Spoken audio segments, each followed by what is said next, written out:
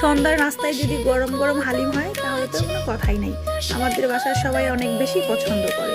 এই তো হালিম রান্না করার জন্য প্রথমে আমি হালিম মিক্সের প্যাকেট কেটে নিলাম।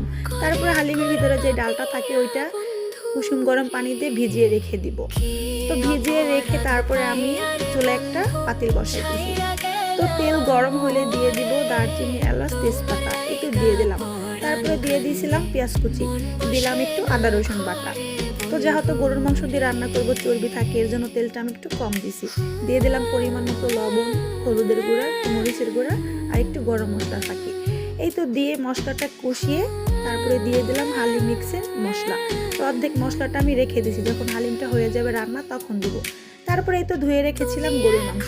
তো গরুর মাংসটা আমি দিয়ে কষিয়ে নিব। তো গরুর মাংস যখন কষানো হয়ে যাবে, মানে সিদ্ধ হয়ে যাবে, তখন দিয়ে দেব হালিম মিক্স। তো হালিম মিক্স এই তো আমি দিয়ে দিলাম ডালটা। তো এখন আমি রান্না করে নিব। তো এইটা যখন ঘন হয়ে যাবে তখন আমি বাগার দিব। বাগার দিলে খুবই ভালো লাগে। তো আমার ভিডিওটা যদি ভালো লাগে অবশ্যই সাবস্ক্রাইব করবেন। এই তো দিয়ে দিলাম বাকি মশলাটা, যে মশলাটা আমি রেখে দিছিলাম।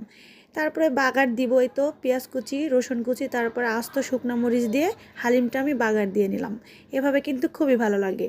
তো আমি তো এইভাবে রান্না করি, কে কীভাবে রান্না করেন অবশ্যই জানাবেন। ভালো থাকবেন সবাই, আল্লাহ হাফিজ।